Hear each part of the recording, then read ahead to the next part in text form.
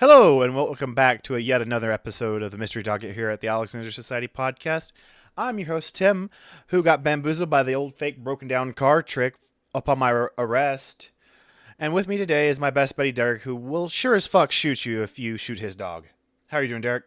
I feel like you're threatening my dog. I'm not a big fan of it. I would never threaten Bobo, just like you would never threaten Vegeta. Oh, I'll threaten Vegeta all day. I'm not going to do anything about it, but I'll make the threats. Oh, it's a little bit different if you're just like, it's a cat, to be fair. Like, cats, you'll say the, like, shit to them, and they'll just give you a smug look and just walk off like you didn't say shit. Yeah. Meanwhile, Bobo, if I threaten him, he looks like I just kicked his child. Yeah, sounds about right. So, Derek, how have you been this week? Oh, I've been absolutely all right. I've a lot better than last week. Last week was fucky, but I've actually been getting enough sleep and haven't been feeling irritable and on edge, and I feel like I'm enjoying life again. Been doing a lot of painting, and I'm enjoying myself. I'm enjoying myself. Life is not awful, with at least within the confines of my own experience at the moment. Now, that could change. That always could change.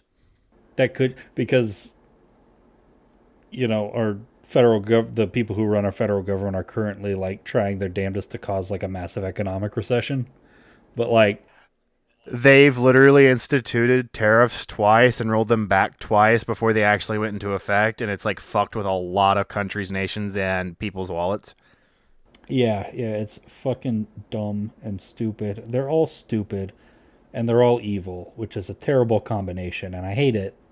Oh, but at the moment, like, I've got I'll get a little light in my own life, so I'm fine. I'm doing fine. This little light of his, he's gonna let it shine, let it shine, let it shine, let it shine. Okay, how you doing, Tim? If the audience can't tell, Tim is running on literally no sleep. Usually he sneaks in 2 hours, but he got literally no sleep last night because insomnia decided to be a jerk. So we've got Manic Tim today, but I'm doing pretty good. Work was pretty good. I got over being sick on Saturday. I had made it all the way to work. You know that where you like I guess suck it up or whatever, and you kind of like feel really good, not really good, but good enough to work. And then I got to work. I was about to get out of my car, and I just lost my cookies on Saturday, so I had to call in the work parking lot. Yeah, I hate that. Wasn't fun, but hey ho. Yeah.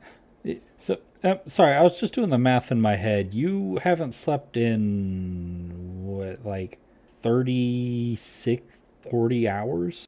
So I woke up on Thursday at like probably 10:30 a.m. It's 24. So, yeah, like 38 hours? Because it's 9:40. It's getting close to 36 hours. Buddy, come on. Man, even I, Your boy has had a Red Bull and a Monster today, and he usually doesn't even drink one energy drink a day. man, I'm worried about you, my guy. I mean, that's my family's constant state. Ayo! All right, let's get this done so you can get some sleep. So what are you drinking tonight, Derek? So what I'm drinking tonight, this was too good to pass up when I saw it. This bottle was $12. Oh, fuck. That looked like it was... your liquor looked really interesting, I'm not gonna lie. Yeah, it looks really good. It smells really, really good. This is Bonnie Rose Tennessee whiskey. It's a white whiskey, like a corn whiskey, but it's a white whiskey with spiced apple. Yeah, no, it sounds amazing. It sounds so good. It smells fantastic. And it was only $12, and my mind is blown, and I'm so excited to try this so that I know whether I... Because if it sucks, I will be genuinely heartbroken. Either you made the best decision alcohol-wise ever, or you've made the worst mistake you have made in a while on the podcast. Yeah, it's a 35%. Very excited about it. Very respectable. And then for my sipper, once again, I should just go straight to the breweries, man. I've got so many within driving distance. I really need to do so that, honestly, because I'm starting to tap out at my local liquor store. Like I'm actually just like 5 minutes down the road from like one that we usually, I can't remember which one, but like there's one like 5 minutes from my house that I could be going to grab stuff. But anyways, I got another Anthem Brewing. I think it's called Arjuna or Arjuna, something like that. It's a Belgian style white. It's 6%. Real pretty, sort of like blue flame sort of thing on the label going on. It looked like a really interesting can. It looked like you made two really good choices this week. Yeah, yeah. I think I'm gonna be all set tonight. I think I'm gonna be a happy camper tonight. Yeah, Tim, what are you drinking? So tonight, I also, and me and Derek did not coordinate to get the same brand. I'm drinking Anthem. This is actually one I've been thinking about grabbing for a while. It's called the Blonde one. It's a Belgian style blonde ale, which is, what's its percentage? Where is its percentage? 7%. Wow, I didn't realize it was 7%. Unfortunately, it just tastes like Coors to me, which sucks. And then my liquor tonight is tequila mi campo, I think. It's a white tequila that has been rested in wine barrels, which I didn't realize when I bought it. But it's a neat little bottle and all that. It's 100% agave and it's 40% alcohol. Yeah, it's either gonna add a nice smoothness to it, a nice sort of ring around the flavor, or it's just gonna fucking ruin it. And there's really no in between. I mean, yeah, honestly, when you get cheap tequilas, it's either even if it's 100% agave, it's either amazing, it's a great tequila, or it's just bad. There's no in between. You can't just get a mediocre tequila. So, Derek, we're dropping down the rabbit hole of FBI made a fucky wucky. Yeah, aka one of the many stories of who do I root for in this story because nobody's the good guy. Yeah, basically. But I don't think Weaver did anything too bad. Like, yeah, he broke the law, but like, he was one of those kind of guys. Like, he was just he was basically. Well, let's just get into it. This week we're covering the Ruby Ridge siege. Yay! Yeah, this is gonna with just one of the milieu of atrocities against questionably moral people that the federal government committed that ultimately culminated in the bombing of the Alfred P. Murrah building. Yeah. Alrighty, this week's rules are going to be very interesting, aren't they, Derek? Oh yeah, I'm gonna get us fucked up. Yeah. So the rule is anytime a law enforcement either fucks something up or does something fucked up, Derek's gonna rate it as either a sip, 3 sips, or a shot. Yeah, and I'm gonna be generous. Not generous to you, generous for the amount of alcohol. Okay, I got you. Punitive. I'm gonna be punitive. No mercy for the sleep deprived Tim. Absolutely not. No, I'm gonna get you drunk. I'm gonna make you pass out so you can fucking sleep, doofus. Do you think I wanted to not sleep? I tried so hard. I had my sleep mask on and everything. Alrighty. So, fun little fact, actually, before we get into this episode, the location of Weaver's house was not actually on Ruby Ridge. It was near Ruby Ridge, but you know how the media does. No one else is. It's the Ruby Ridge siege. So Yeah, like the Battle of Bunker Hill. I didn't. I feel like I did and didn't know that, but hey ho. Yeah, it was on Breeds Hill. It was originally supposed to be on Bunker Hill, but then the Continental Army changed their mind on where they were going to defend at the last minute. But by that point, all of the newspapers had reported it was at Bunker Hill. So today's characters are Randy Weaver. Real quick, you want to take our starting shot? I didn't know if we wanted to do a starting shot or not, given how the rules are going to be, because we might get fucked up, but if you want to. Yeah, because I want to try my Bonnie Rose. Okay, cheers. Prost. Sweet. So today's players are Randy Weaver, the father, and the kind of the main character for today's story, or the main target for the ATF originally, then the US Marshals, then the FBI, because this case got passed on like a case of herpes. Ooh. Oh boy. So we have Vicky Weaver, the wife. Then we had the four kids, which is Sarah, 16 at the time of the incident, Samuel, 14, Rachel, 10, and Elsheba, 10 months old. Ooh boy, that's an Old Testament name if I ever heard one. That does not. You'll find out real quick. So a little bit of background. I didn't look too much into the kids, but I got a little bit on the parents. So Randy was one of four kids. He's a veteran. He had a little bit of stolen valor, even claiming he was a Green Beret. He was not. These guys always do.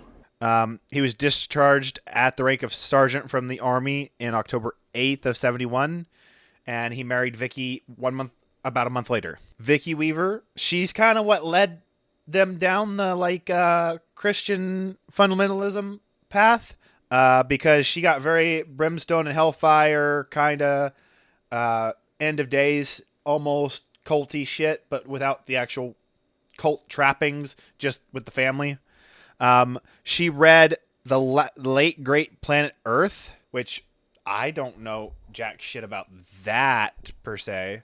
I'm not familiar with it. Sounds like one of those weird books that was kind of hanging around between like the 70s and the 90s that got put out. That's kind of like a mix of like Christian fundamentalism and like new age woo woo bullshit. It compared end time prophecies in the Bible with current events in an attempt to predict the future. Yeah, that's about what I was expecting.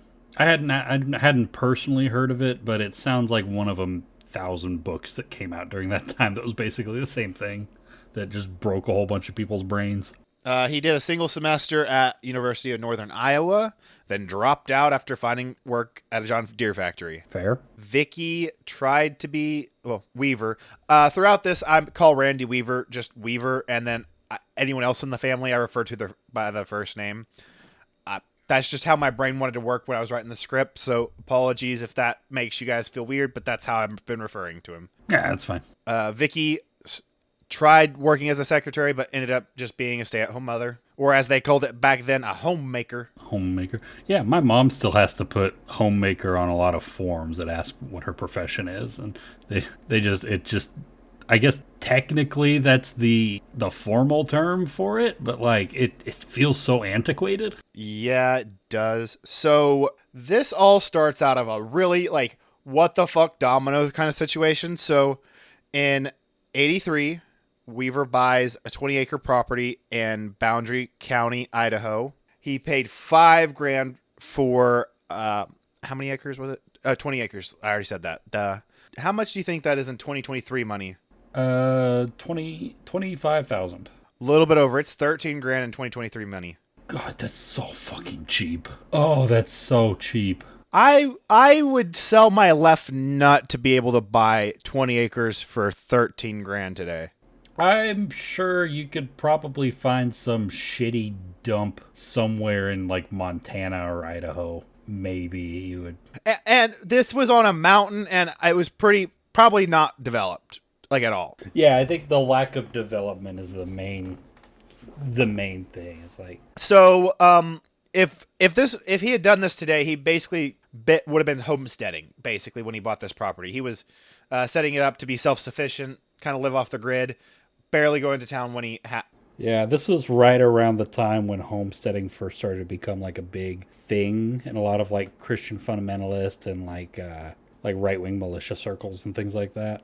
Yeah, it's interesting because homesteading was originally the modern conception of homesteading is kind of a thing that grew out of the hippie movement, and which makes sense. Like it's really weird to see like the mix of people who are homesteaders, because you see very like left-leaning hippie type people. I know most hippies aren't actually left-leaning, but like what you kind of think of with like a hippie, not what hippies actually tend to be. Yeah, if you actually look at like actual hippies, especially after the summer of love in '69, it was like they kind of like the whole hippie movement kind of imploded on itself after that point, and all everybody who was kind of involved in it kind of just got scattered to the wind, and it left a lot of people like disaffected and impoverished, and drove a lot of them into like a lot of like new age cults, and a lot of them became like really hardcore Christian fundamentalists like this. So so a lot of like concepts that originated kind of in the hippie movement ended up kind of like kind of percolating into like future like modern like right wing Christian movement, like stuff like homesteading. Yeah. So during this time, he had a land dispute with his neighbor. The way it was described, They always do. yeah, the way it was described, it sounded like it maybe been the person he originally bought the property off of. Like the neighbor had like sectioned off a part of his land and like sold it, but I don't know for certain. And they ended up litigating it out, and it ended up in Weaver's favor. And the neighbor had to pay him money, like $2,100 or something like that. And the neighbor was fucking pissed. So guess what the neighbor did? Oh, I imagine it involves guns in some ways.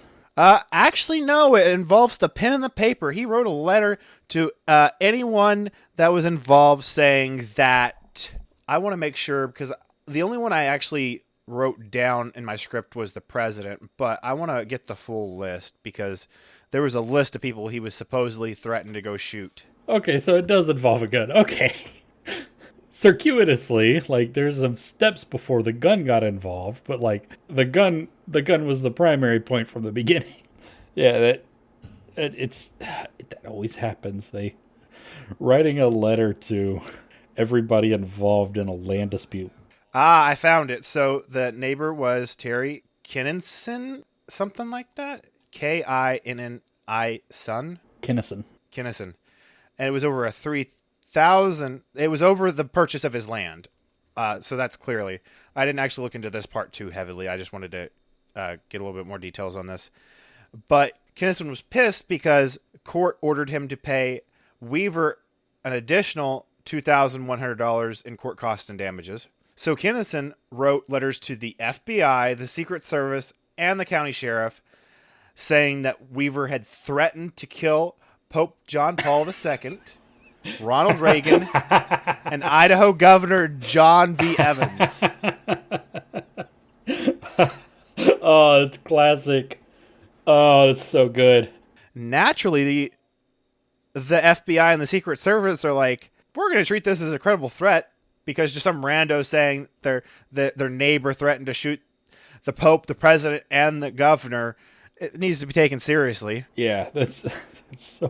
What year was this again? This is like the early '90s. So it was in 94, and then January of 95. Hey guys, editing Tim here. Wanted to correct myself. Tim had a Floridian slip and meant to say 84 and 85, respectively. The FBI and Secret Service start looking into it. And then in February, Weaver and his wife are interviewed by the FBI, Secret Service, and the county sheriff. God, it's so dumb.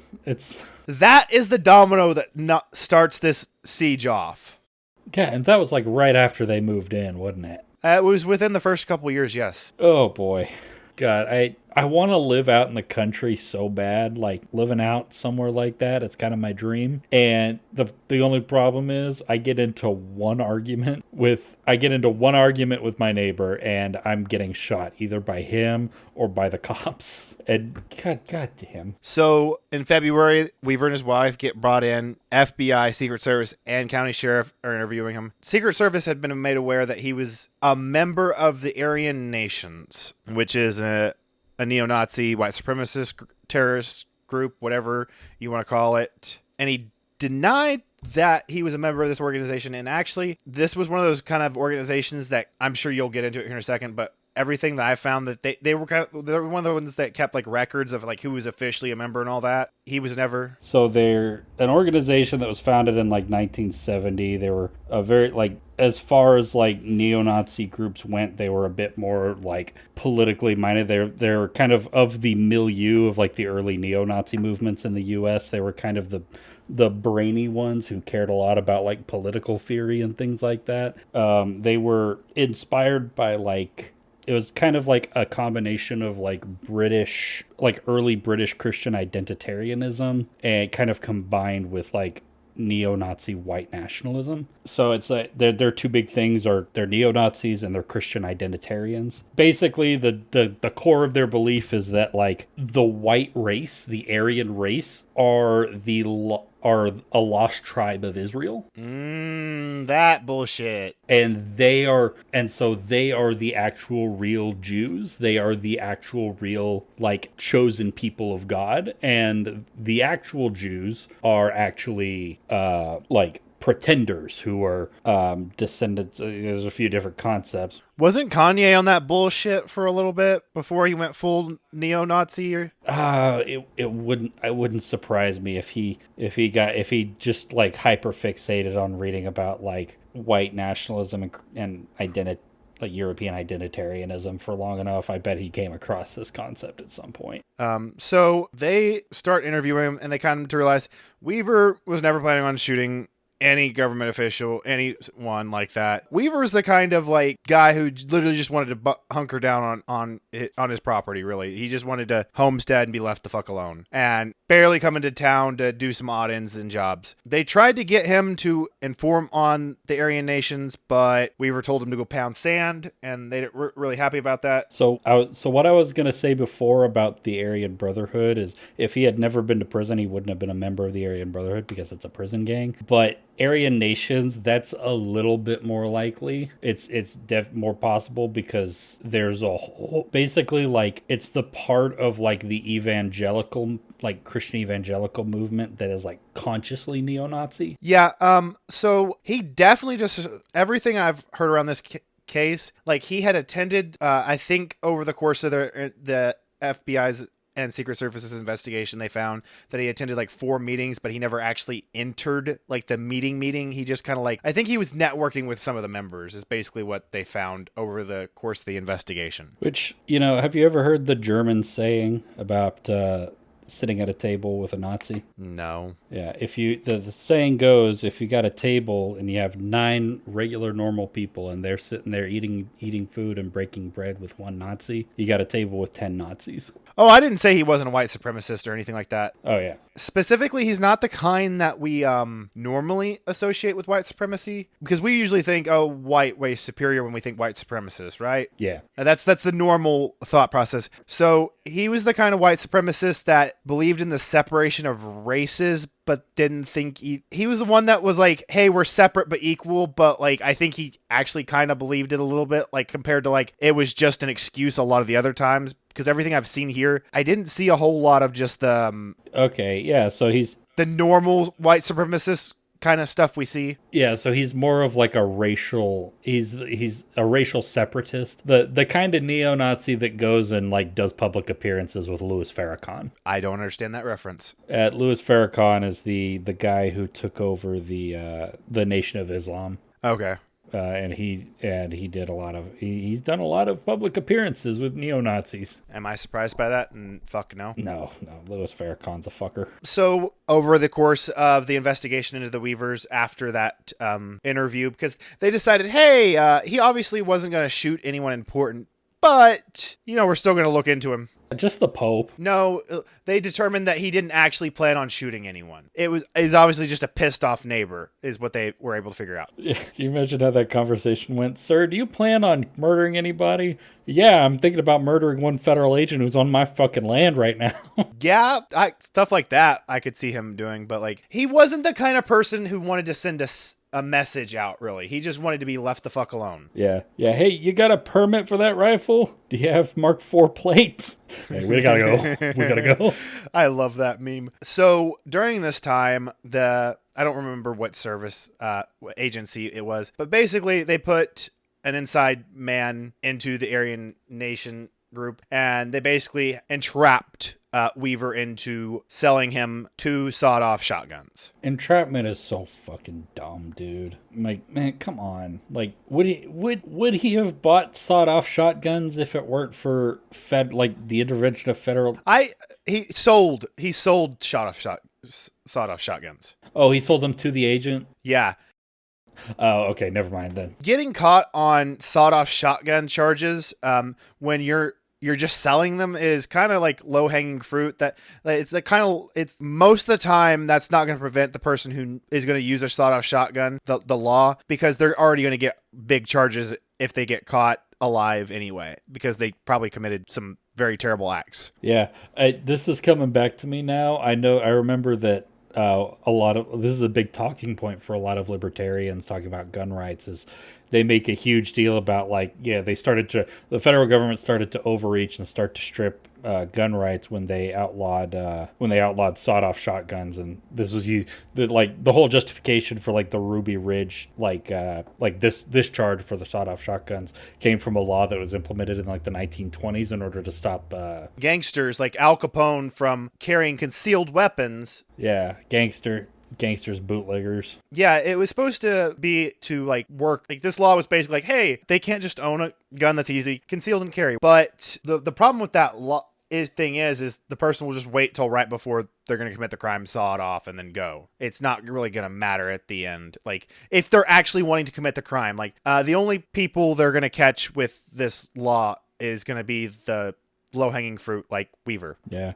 It's also really funny because back when that law was implemented, it was still perfectly legal to just walk around with guns in public. It was still like, So they I feel like it was actually really common up until like maybe our parents' generation, maybe a little bit before, for people to just walk around with guns. I mean, all around the country, not just here in the South. Yeah, I mean, hell, like 20 years ago, there were still kids going to, like, driving to high school in their pickup trucks with ARs in their gun racks. Like, I remember when I first started, like, I had a junior high school combined. When I first started going there, it was an unspoken rule. Like, you couldn't have, like, a gun rack in your back window, but, like, everyone knew when it was hunting season, there was guns out in the vehicles and no one went and inspected. Like, it was a foregone conclusion and all that. But yeah, like, you're not gonna... it got more strict. Like if they even suspected someone had a gun, or like, and I don't mean like in the way like, oh, they're gonna shoot. Like, hey, like if they saw someone with shells in their vehicle, they got in trouble. I'm like, what? Yeah, the high school that I went to was so lily and prissy that like they just regularly had like a resource officer out there doing like random checks on cars all the time. It was like, it's always so fucking stupid. Like, Okay, I did not see this part, and I don't know how truthful this is, but like apparently the Weavers sent in a letter claiming that their enemies may have sent Reagan a threatening letter under a forged signature. Basically, they sent a letter to the president saying, hey, sorry, someone sent a fake letter saying we were going to shoot you. still, he's like senile. But can you imagine him like he's trying to read these letters, but he's not able to get, like, he forgets like word to word like what it is that he's actually reading, and he keeps getting distracted because he's like smelling toast And it was the ATF that was investigating him at that point when he did the sawed-off shotguns, which was a bullshit charge. It's such a dumb charge. What the fuck is a sawed-off shotgun? It's not the 1920s anymore. This sawed-off shotguns are not used for crimes anymore. They weren't used for crimes in the 20s. That's just not a thing that's done. It's like outlawing like the original like Mark 1 Tommy guns with like the wheel shaped magazines in like the 1990s because they were used for crime in like the 1920s. After he sold this informant the sawed-offs, and they actually had him on recording saying, hey, I can get you about 4 to 5 a week. They had their evidence. Not long after that, it comes to Weaver's attention that, hey, that's an informant. That's someone entrapping him. Basically just scares off the informant and he just runs away. So basically what happens is Weaver does the sale. A little bit later, he finds out it was entrapment, or like it was an informant basically. And then at the end of the next year in December, which is 90, they're trying to make him turn informant, but he still tells them to go pound sand. And he tells members that he knows, hey, feds are on your tail. The ATF's looking into you. So for the sawed-off shotgun thing, we could go ahead and do a sip for that. Sip. Yeah, because that's not... It's not too bad, but it's dumb more than it's anything. I mean, he was trying to sell firearms to Aryan nations. So, like, I'll give law enforcement the benefit of the doubt in this one particular instance, but like that's still like sketchy practices. Another fucked up thing that the ATF did is they made up crimes that Weaver did when they were trying to get his arrest warrant. Oh yeah, that's the 3-sip. They claimed that he was a bank robber. He's a member of Aryan Nation. Just do the bare minimum investigation into the or not a member, but like he's associated with them. Just do the bare minimum legwork to investigate this organization at all, because it's a white supremacist organization. The FBI, federal agencies, are dragging their feet. The problem is there's a bunch of feds that are like creating a feedback loop in there, and it's they're supposed to be moles, but they're really just perpetuating the organization. Yeah, yeah. As they did with a lot of like anti-Semitic organizations or like any organizations back in the day. Yeah, yeah. Some of those that work forces are the same that burn crosses. Yeah, basically. So in January of 91, the ATF posed as like broken down motorists, basically.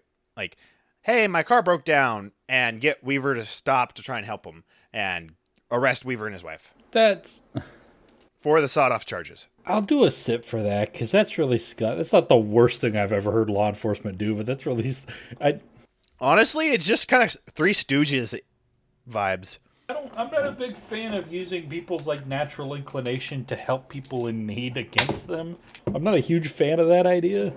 Well, here's another thing the government did stupid. So he gets arrested. He ends up bonding out, and he tells him, "Hey, just let me know when I'm needed here." Although whether he was actually going to show up or not is kind of in question, because he had made comments kind of to the effect that they didn't think he was going to show up.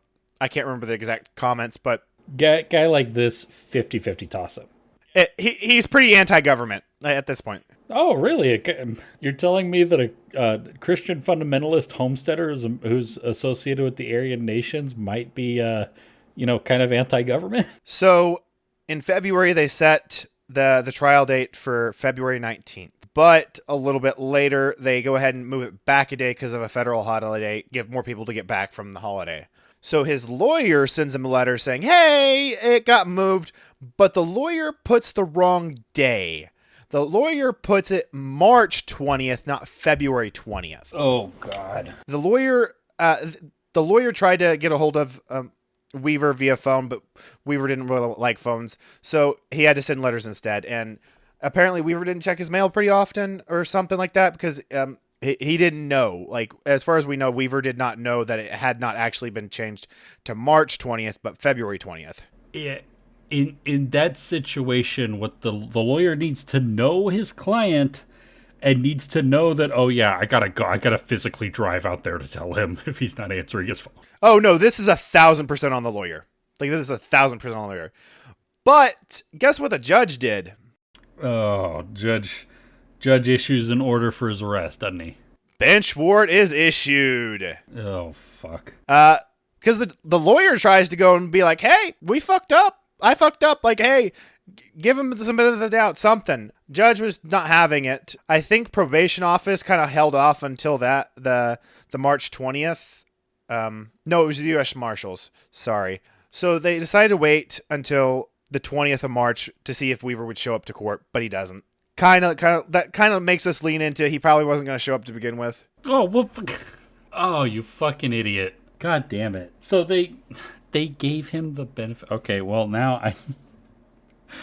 I don't want to hand it to law enforcement, but he's making it super difficult. I mean, it's some bullshit charges. Yeah, he's guilty, but it's still bullshit charges. Yeah. Like I said, no good guys in this situation. Yeah, so the case officially becomes the US Marshals problem, and they're not properly briefed. They're still under the opinion that Weaver's also a bank robber. Like, they didn't correct any of the bad assumptions, nothing. Wait, so who came up with that lie, and who in law enforcement? We don't know. We don't know where the ATF started it, but we don't know if it was what specific agent or anything like that. But the ATF started the bank robber stuff. God, the ATF are easily like the dumbest fucking government agency. God, they're so... You're not gonna you're gonna say it gets each of our organizations that get past the buck to is stupider than the last. Yeah. Also, let's go ahead and take three sips for. You know what? Fuck it. No, we'll do a shot for fucking making up a made up bank robbery. Okay. Because that's actually fucking evil. Like actually evil. Alrighty. Cheers. So the marshals immediately decide to go full Big Brother and just start surveilling Weaver like hardcore. Like they start putting cameras out in the woods, like of his property. Start like full. Weaver gets paranoid because like, hey, they tricked him. I can't really trust anybody unless like I trust them. Like like friends from childhood basically is the only people he's trusting other than family right now. And he's making basically Weaver is Dale Gribble, but if Dale Gribble was 100% correct in being paranoid, because they're justifying his paranoia at this point. Yeah. God, these fucking... It's really, only federal law enforcement could create a situation where the smartest person involved in this story is a neo-Nazi. Yeah. Oh, only the U.S. government. That's our tax dollars, baby. I mean, that's crazy. That's... God, good Lord. Good God. It's stunning. It's genuinely stunning. Three sips for the surveillance. Because honestly, like, the surveillance at this point is just escalating. That's just an escalation. They make a couple attempts at like, hey, like calm their talks with him. Actually, at one point, I can't remember if it was the county sheriffs or a couple marshals be like, hey, they basically try and talk to Weaver up to get him to turn himself in, get this whole thing sorted out, because at this point, even though surveillance is happening, even though he's got some trumped up charges, it's still kind of salvageable at this point, you know. But Weaver's just gonna dig his heels in. He actually like has a gun over his shoulder and just tells him to like kick rocks. Yeah, just what this needs is just somebody, a third party, to come in and just say, hey, I don't have a gun and I don't have any authority to arrest you. Come and sit down with me and this agent. I'll mediate. We'll talk this out. We'll figure out what's going on. That's how you... That actually kind of how the siege ends. Kind of. Not 100%, but kind of how it ends. That's at the end of everything. But that's after... This should have been this shouldn't have happened in the first place. Number one. Number two, once it gets to this point, that's what needs to happen. That's not something that you do after something that you could describe as a siege has happened. Yeah, I think I loved Wendigoon's apt description best. The government likes to be a big ass hammer for people who are expecting to get beat by a hammer. Yeah. I mean, Ruby Ridge and Waco are the best examples of this. Spoiler alert, audience. Next mystery docket is going to be Waco. So let's get to the fateful day, Derek. Oh boy. So on August 21st, 92, 6 marshals decide they're going to try and scope out the property for a hopeful arrest. They split into 2 groups. One is going to be like an observation post. They're kind of staying put, just making sure everything's going good. And then there's a surveillance crew. There's arguments on how the family dog Striker got notified, whether it was actually the surveillance crew in the first place, or there was like a neighbor's truck was another claim that alerted him. But Samuel and Harris, which is Kevin Harris, I'm going to refer to as Harris, they're chasing down the dog, and they actually go they're chasing down Striker, and they decide to take like a trail, not like an actual like a dirt path. And Weaver is also out there following along, but he's not going to take the trail. There's like this Y junction that this all accumulates at, but Weaver takes a different one. He runs into the observation post people, I'm assuming, and then hands up Weaver or something like that. They basically make it known that they're law enforcement, but none of these people have law enforcement gear on. They're in camo, tactical gear, and got guns. Like, for all he knows, a bunch of people just want to come whack him at this point. Weaver doesn't actually end up engaging in fire. He just kind of leaves, from what I understand. They just let him take off. I mean, they were just supposed to be surveillance. They weren't planning on making an arrest now. but they had made contact. But as Harris and Samuel are chasing Stryker, the three U.S. Marshals that are part of the surveillance team decide they're going to test Stryker's reflexes by throwing a fucking rock at him to get his attention. So at this point, he's not necessarily going after the surveillance team, but the surveillance team just bring the attention all right on them. They're so fucking stupid, dude. They're so fucking dumb. I want to give us 3 sips just for that. 3 sips. The U.S. Marshal, Roderick, is the one who threw the rock. Once, and I don't know if they can actually see, I didn't actually look into aerial shots or anything like that. I don't know if they can actually see Stryker yet, but they know Stryker's, in the general facility or what facility. Once he actually, pops out and sees him, Roderick decides to shoot him. Roderick shoots Stryker. Just shoot a fucking... Okay. Shooting a dog, that's a shot. Can we get... Okay, yeah, I probably want to get the shot done with now, because shit's about to, snowball from here. I'll hear you out before I make my judgment call. You're probably going to call, 3 shots from the next, 5 minutes. Okay. At the very least, opening this whole act by shooting a dog. Throwing a rock at a dog that ends up to test its reflexes and then shooting it when it comes at you. Yeah. Yeah, that is shot worthy. That's fucking unbelievable. God, these fucking... Okay. Prost. Cheers. So, during the trial, the marshals try to claim that they had announced that they were marshals. I don't believe them, honestly. What basically ends up being concluded during the trial is they don't think the marshals actually said that. I don't remember exactly what their determination of events was, but it was not likely that they said back off U.S. Marshals. What Roderick claims he said. Copper, which is one of the other marshals there were 3 marshals, thought he said stop U.S. Marshal, but you still don't fucking shoot a dog like that. God damn. During a trial like that, might just be lying. Cops lie. Honestly, I hate to just usually assume stuff like this and malice on the cops. Not because I like law enforcement in this case. Just you would think, and when you're swearing an oath, you're actually going to tell the truth. But that doesn't happen. They don't give a shit. Cops don't give a shit because they exist a layer above the law. When you are the guy who is enforcing the law, you necessarily have to exist above it. And so there's just certain things that you don't face consequences for. And that's why you can't trust cops. Spoiler alert, none of these pigs suffered any consequences, truly. Of fucking course they didn't. Fuck, I hate so much that these guys are trying their damnedest. Let's get off our pig soapbox because we're going to be here for another 20-30 minutes just talking about pigs. I just one more sentence. I just hate so fucking much that these guys are trying their damnedest to make me sympathize with a neo-Nazi. There's nothing that can make me sympathize with him, but they're trying so fucking hard. At the end of the day, I hate to say this, I sympathize with the neo-Nazi in this case. Because I do. Because none of this fucking should have happened. No, absolutely not.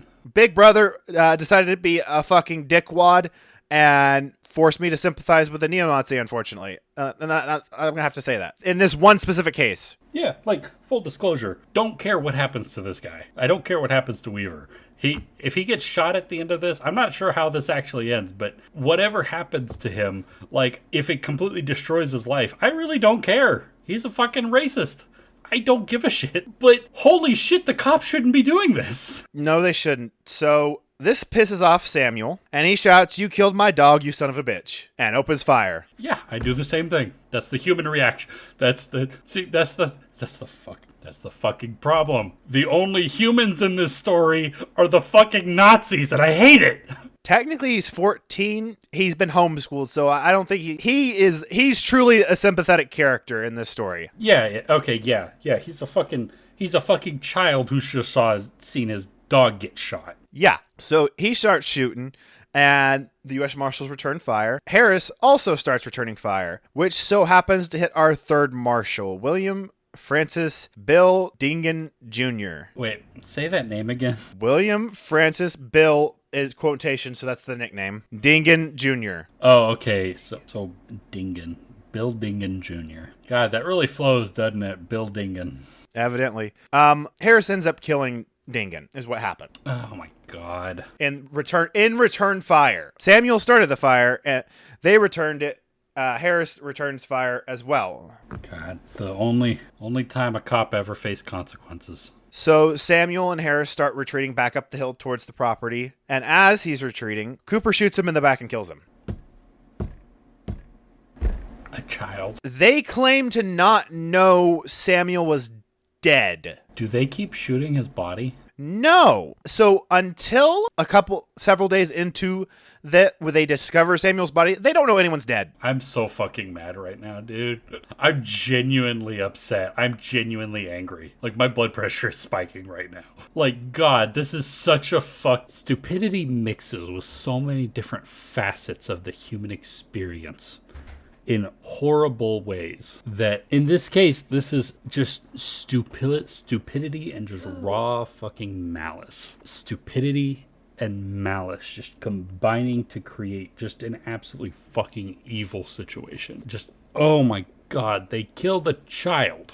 Yes. They killed a child because this child responded with force when they killed his dog. Yes. That is a level of evil like really personal evil I can't even begin to comprehend. Why do you think I set the rules up as a trap this week?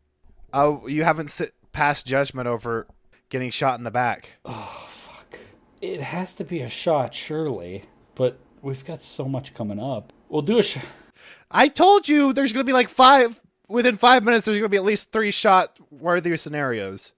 Yeah, okay. We'll go ahead and do this one. I'll see how I'm feeling after I make a judgment call.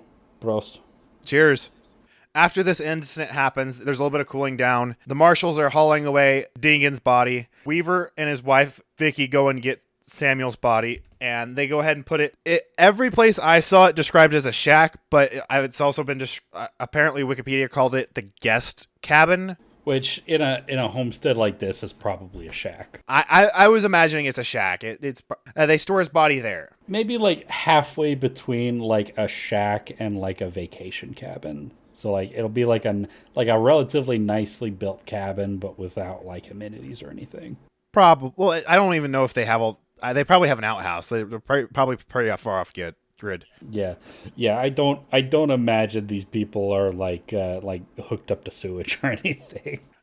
Something I did not mention earlier. The reason why they followed Stryker earlier is because they were hoping he'd caught an animal trail or something like that because they were low on food. Mm. So we've mentioned this already. The siege was 11 days. So for 11 days, they're basically starved out too. They're able to retrieve his body. And then after that firefight, the FBI steps in and takes over because now law enforcement is dead. Oh yeah, the FBI. Yeah, the FBI. That'll sure fix things. Surely. Yeah, they've got a great track record. So the next day, the FBI decided to set up fucking snipers. God, there's already 2.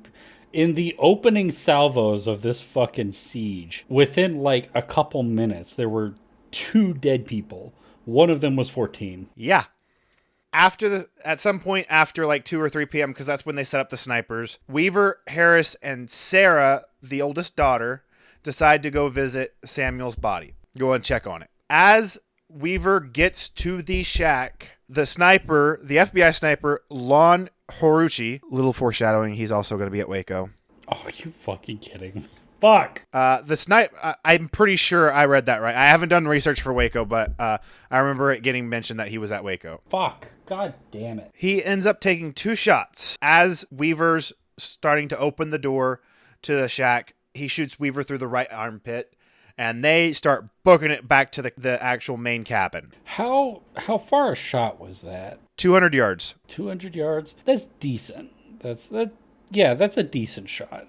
Especially if he was like kind of moving around, like a decent shot. Then as they're getting back into the cabin, Vicky has the door open, ushering them in. She's like standing like I don't know exactly how she was positioned, but the way I kind of heard it was like she was like kind of like right, like, you know, almost like leaning out the door, like with the door open, her like rushing them in. Mm-hmm. And again, remember, they still don't know that this law enforcement whatsoever. I assume based on their political and like religious beliefs that they're kind of assumed. Assumed, but they still don't know for certain. Yeah, that's the thing. Like I'm sure they're like conscious of the fact that like, yeah, this is probably feds, but like they got no way of knowing for sure. After that, what ends up happening is the second shot is taken, and it is aimed at Harris, and he's trying to aim ahead of Harris so that way,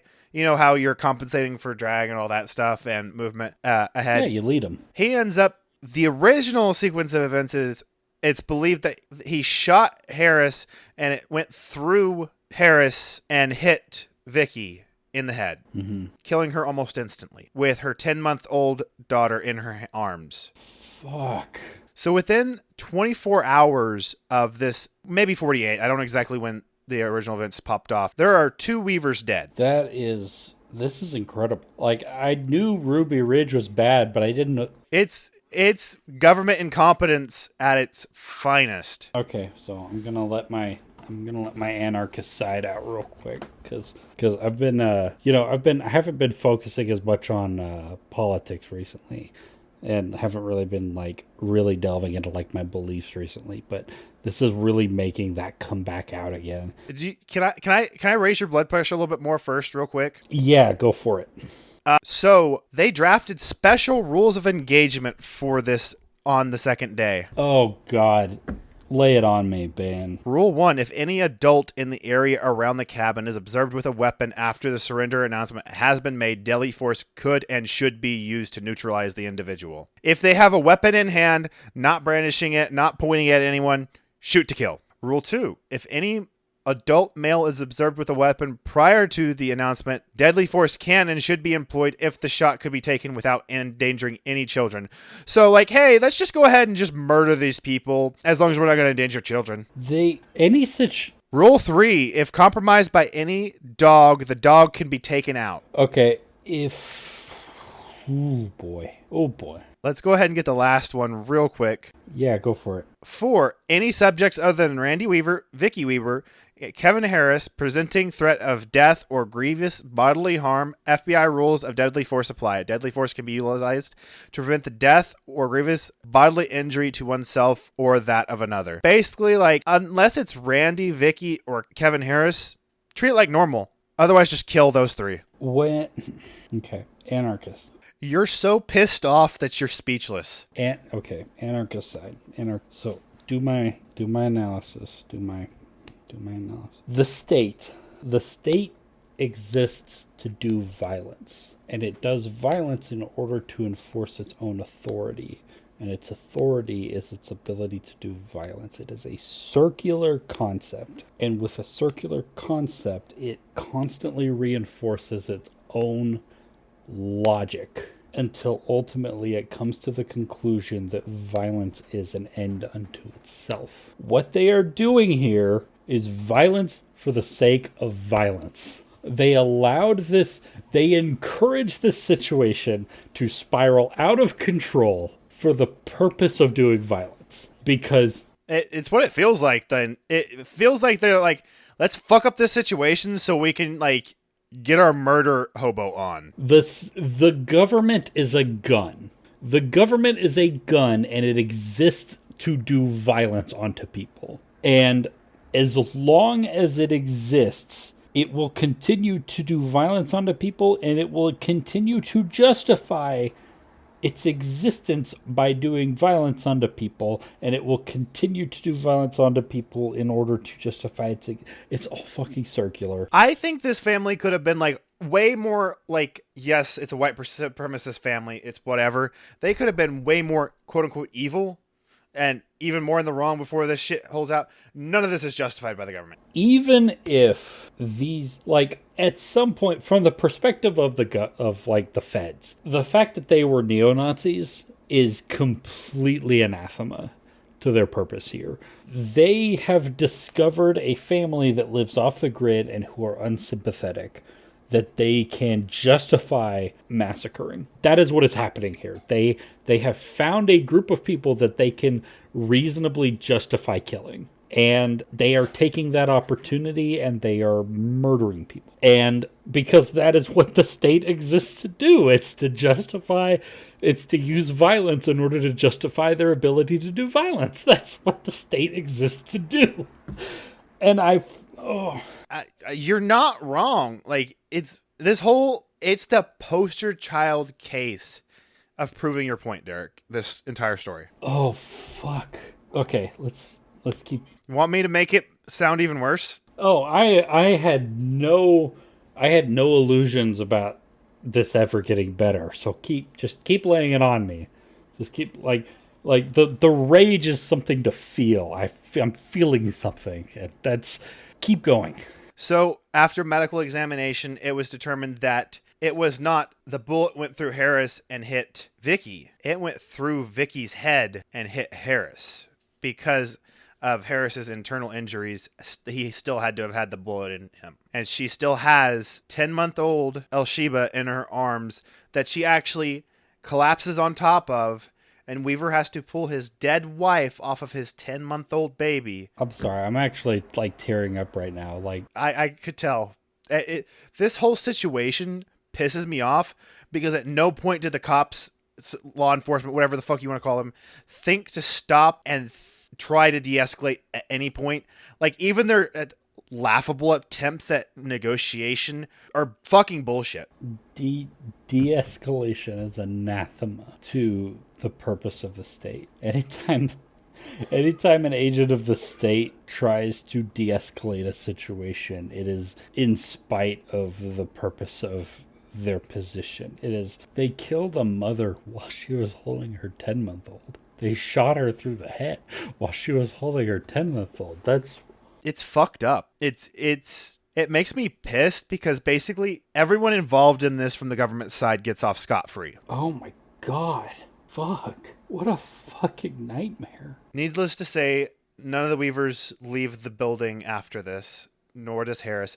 Weaver and Harris are both injured, so they're not able to do a whole lot anyway. Harris ends up having a chest wound, and they make some attempts at negotiating via bullhorn, but they didn't want the Weavers to shoot at them, so they faced away and pointed towards the ground while they were in, I forget what it's called, but I assume it's like an ATV or something. Like, basically, there was no way they were going to hear the bullhorn over whatever they were in, basically. They were in like a fucking armored vehicle. Yeah.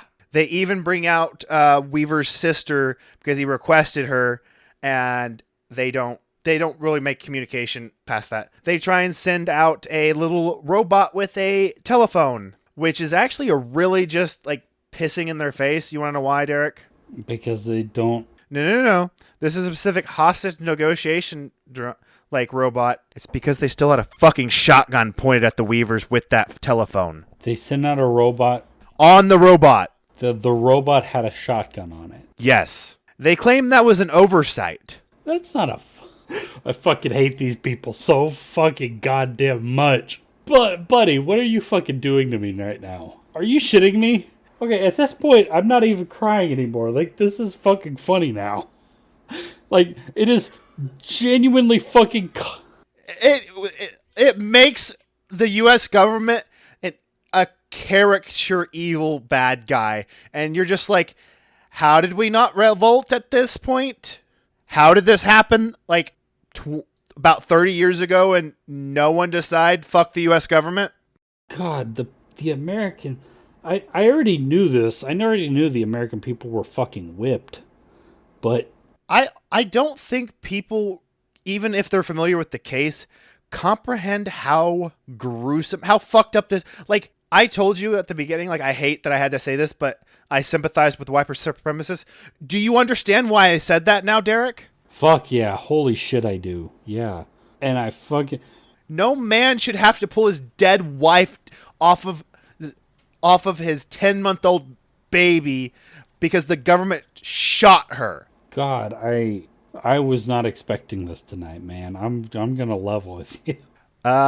Whenever we record Waco, just be prepared for, like, I don't know if it's exactly this level, but it's comparable. God, this is like I say this a lot as a joke, but and when I say this, I mean this genuinely because I have a specific like comparison in mind. This is Old Testament levels of evil. This is like, Yes, this is hellfire and brimstone from the U.S. government. yeah, this is levels of evil that only exist in myth and legend, and it actually happened. Like that. Yeah. Funny enough, that second shot from the sniper was actually ruled inexcusable, and it is actually against the normal use of force guidelines, even with their current thing. So what you're supposed to do is you're supposed to give them an opportunity to de-escalate or disentangle. They didn't do that. The Weavers were retreating, and so was Harris. Obvious. When I say Weavers, he's just included, obviously, because like he's might as well be blood family at that point with the hellfire and brimstone he had to go through with the Weavers. Mm-hmm. They were running away. It's basically the same thing as shooting at Samuel in the back. While they claim they didn't know Vicky was dead. Bullshit. So during this whole thing until they send a couple people out scouring, like basically they've taken up the entire property. They're just inside the cabin now. Like the government has taken up the outside property. They're kind of just trapped inside the cabin. When they don't until they go into that little shack that Samuel was in and discover his body, they don't know anyone's dead. They claim they didn't realize anyone's dead until that point, which is at least halfway through the siege. Horseshit. Yeah, no, I don't fucking believe them. Well, I can believe they didn't know for sure, but they were 100% intending to kill them. I don't know if they intended to kill specifically Samuel and Vicky, but they intended to kill Weavers. Yeah, they intended to kill somebody, and they killed several people. Arguably, like, of the people who were like a part of it, two of them weren't like the mother is probably like shouldn't have like she hadn't done anything a part of this that should have gotten her like anywhere near those rules. The only two people who should have like if you want to argue should have been treated like they were still alive, treated with those rules of engagement in this scenario, which they 100% were not justified, should have just been Weaver and Harris. Yeah. But Vicky was included in that, and I'm just like, no, fuck off. Could you imagine being Sarah in that scenario though? Because you forget, there's a 16-year-old running for her life as part of this. Yeah, where is she at this point?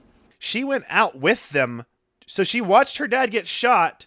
Then she's running away, trying to get back inside the house, and watches her dad's friend and her get shot, and then her mom, as part of that same shot, die and fall on top of her little sister. Man, we got to keep going because like I don't have anything new to say. Like just so on August 24th, the FBI Deputy Assistant Director Danny Colson was like, "Hey, this would look pretty fucked for us from the legal position of the Weavers. Things to consider: charge against the Weaver is bullshit because the charges are bullshit. No one saw Weaver doing any shooting. Vicky has no charges against her. Weaver's defense: he ran down the hill to see what his dog was barking at. Some guys in camo shot his dog. Starts shooting back. Son is killed. Harris did shooting. Weaver has a good legal standing." yeah. That's oh my god, this is fucking crazy. I knew Ruby Ridge was a fucking crazy time. I didn't know how deep the depravity of this, like this worship of violence that these federal agents have. Just how deep that went. Interestingly enough, a presidential candidate gets involved. James Gordon Grits. Bo Grits. You know it's good when I haven't even heard that name before in my entire fucking life. And I'm the history guy on this podcast. He's a retired United States Army Special Forces officer who served during Vietnam. He became involved in various failed attempts to rescue prisoners of war during the Vietnam War. So he tried to save POWs. Yeah, I like it. He goes in and he actually ends up negotiating a surrender on August 30th. They are able to remove Vicky's body and take Harris, who had previously asked Weaver to mercy kill him. Could you imagine that the us in either one of those roles, just like the government's being dickheads. I want to just hide out for a while on a mountain. Can you come hang out? Like, help me make sure I'm safe, brother. And then this shit happens to us, Derek. God, I can't wrap my head around this. I can't wrap my head around this experience, dude. So Weaver surrenders the next day after Harris gets taken away, and that Harris and Weaver are arrested, but Harris is like basically in emergency surgery to save his life. They slap a bunch of charges on both Weaver and Harris. End of the day, everything gets thrown the fuck out because it doesn't get thrown out, but they both get acquitted of everything except Weaver's initial failure to appear. So he gets 18 months, which of imprisonment, but is given time served and fined 10 grand. This is so dumb. This is so fucking stupid. Like, it's violent and tragic on levels that I can't fucking fathom. But at the same time, like, it's so mind-numbingly stupid and unnecessary. This whole scenario is bullshit. Like, what the fuck? Okay, I get it now. I get why people got so fucking mad about Ruby Ridge. And Waco. Yeah, I am now fucking excited to hear what you have to tell me about Waco. Fuck. We have a lot of events you didn't call anything for. I don't know what... Nothing feels appropriate anymore after hearing a mother getting shot in the head and collapsing on top of her 10-month-old. Being 10 months old and having to be pulled out from under the dead body of your mother who's just been shot in the head is a level... That's a level of violence that any system that can create a situation like that does not deserve to exist. It has to be resisted with every fucking fiber of your being. So I lied when I told you that no one saw any comeuppance.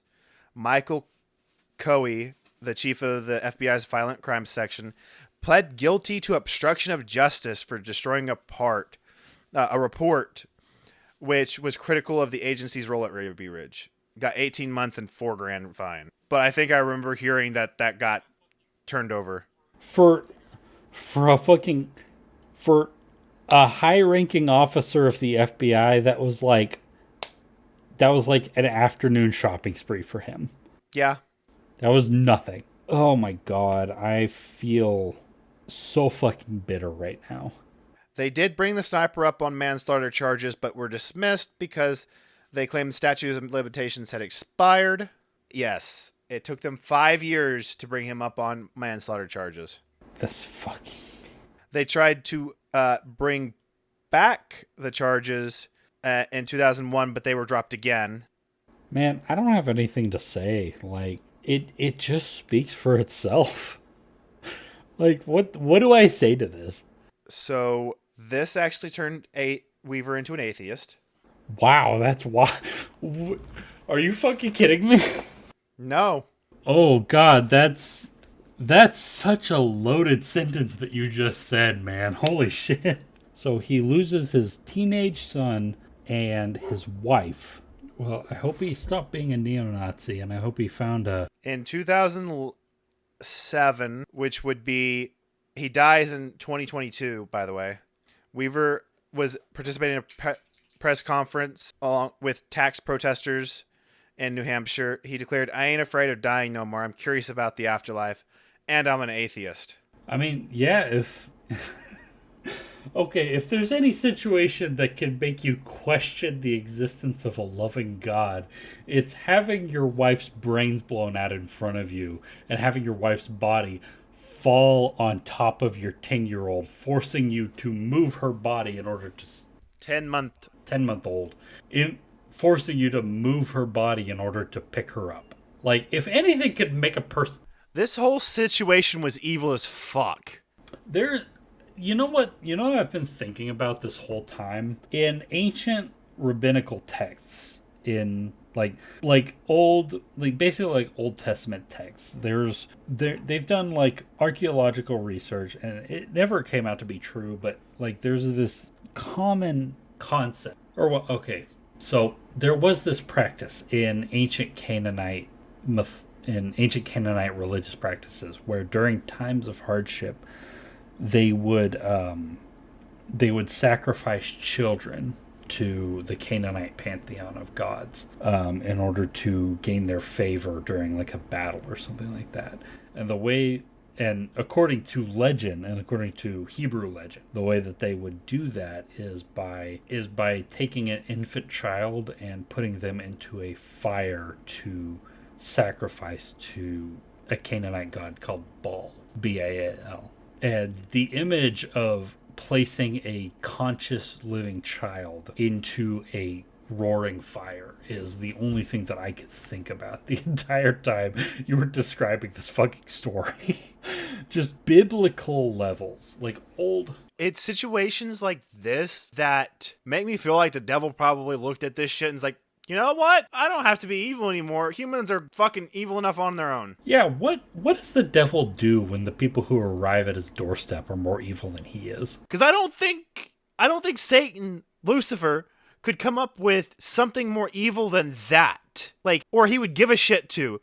He's more like about the torture shit, and I don't think he would go that fucking far, honestly, like with everything that's described in the Bible. Yeah, because according to the stories, like Satan was just an egotist. Like he wasn't a sadist.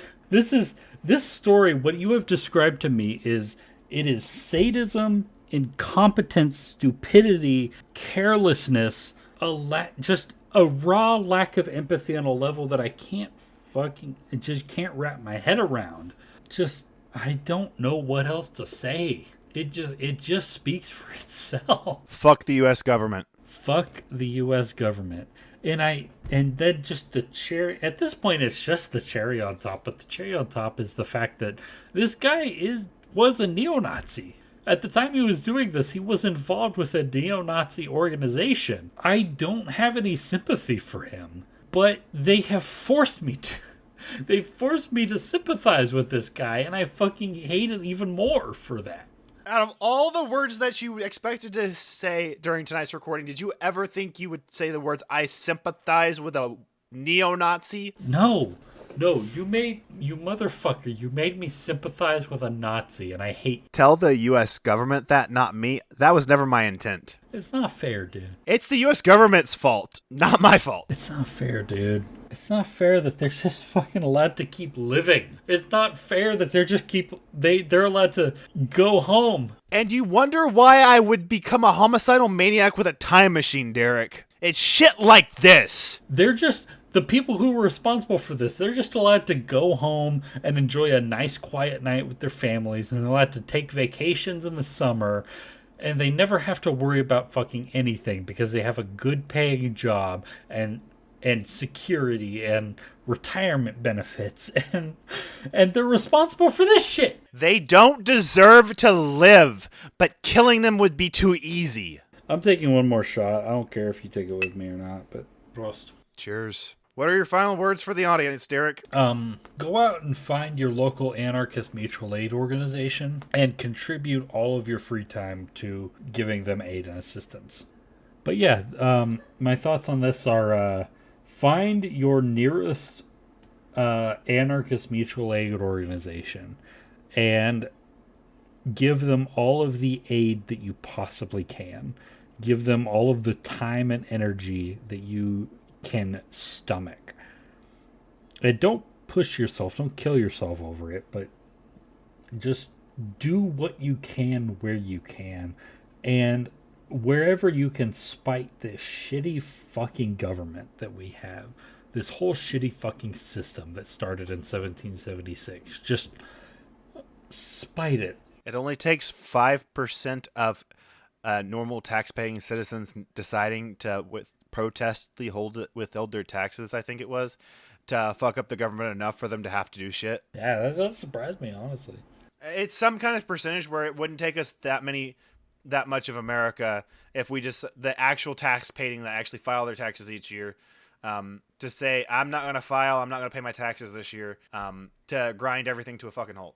Yeah, say what you will about the three percenters. They're a bunch of fascist pieces of shit. It's an evil organization, but they do have a point when they say 3% because it was just 3% of the colonial population in the 13 colonies that revolted against the that were active in the Continental Army during the Revolutionary War that was able to throw off the yoke of British oppression. They do have a point when they say that. It does not take a lot of people. If you have the ability.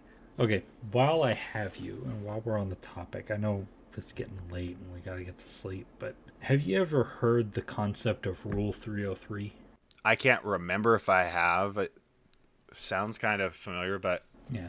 So Rule 303 refers to the 303 number refers to it was the caliber of round that was chambered in British Lee Enfield rifles during World War One. It was the 303 caliber, and there was a story during World War One where a British soldier comes across a village in Germany. While it was just at the rear end of the war when they're starting to push the front back into German territory, and they come across a German village and they discover the bodies of a number of British soldiers who have been killed. And so these British soldiers decide to take out their basically decide to pay blood with blood, and they round up they count the number of dead British soldiers that they find killed by German troops in this town, and they round up the same number of people from this village, and they put them up against the wall and they shoot them. And so those British soldiers, they are court-martialed for war crimes, and they're brought before the army board and basically nailed to a wall because, killing civilians is bad, and I don't disagree with that, despite the fact that I'm telling the story for a moral lesson. And so they're asked after they're sentenced to death for this, obviously, because that's not acceptable. That's not an acceptable thing to do. But they're asked after they're given the sentence, why did you do this? What article of war in the British rule book for active duty soldiers, what article of war do you cite to justify this atrocity? And they say Rule 303, 303 being the caliber of the rifles that they were using. And what they mean by that is we had the ability to act on this, and so we had the obligation to act on this. And so that, despite how fucking grim and dark that story is, Rule 303 is something that I do kind of keep in mind for a lot of the decision making that I make in my everyday life. It's the basic lesson of that is if you have the ability to act, then you have the obligation to act. If it is within your power to do something, then it is your obligation to do something. That's the concept that I take. Kind of, it's a little bit like the idea of noblesse oblige. If you have the ability to take care of others or whatever, it's your duty to. If you have the ability, you have the obligation. That is in a lot of ways, that is the credo that I live by. Rule 303, if you have the ability, then you have the obligation. You don't have a choice. If you fail in that, you fail as a person. I firmly believe that. And we live in a system that is so monstrously evil that if you don't do anything to act against it, you are morally culpable in it. I firmly believe that to the depths of my heart. We don't have the choice of being neutral anymore. We don't have the choice of being apolitical. It's that old phrase it's the old anti-war phrase from the anti-war protests against the Vietnam War. We have to throw our bodies on the gears and we have to make it stop. We don't have a choice. The only thing it takes for evil to win is for good men to do nothing. The only thing it takes for evil to win is for good men to do nothing. Yeah, in 1933, they let Hitler be chancellor because Hindenburg was the darling of the Conservative Party of Germany, and he thought that he could stay off the Nazis by giving them concessions. And then Hindenburg gave Hitler the chancellorship, and then Hindenburg died, and Hitler became the undisputed ruler of Germany. And we can't compromise. We can't. God, you've got me so fucked up with this episode, dude, man. God, I am so in my feelings with this shit. And it's gotten me reignited and Enough political / existential crises for the night, because I am slipping away as it is. yeah, you get some fucking sleep, you asshole. Where can they find you on the socials of the medias, Derek? I'm on Blue Sky at Visigoth. The O is a 0. I'm really not on Twitter X, whatever the fuck it is anymore. We have quit mentioning that for like 3 episodes now, so don't worry about it. Yeah. So don't worry about Twitter. Fuck Twitter. Yeah, I'm on Blue Sky. The O is a 0. Tim, where's all the good shit? They can find me on Blue Sky at Tim aka Otis, and they can find the podcast on the Alexander Society Pod on Facebook and Instagram. Alex Society Pod on Blue Sky, and Alexander Society on TikTok. And if they have enjoyed what they have listened to, they can give us a rate and a review on their streaming platform of choice, and we shall see you next time. Bye.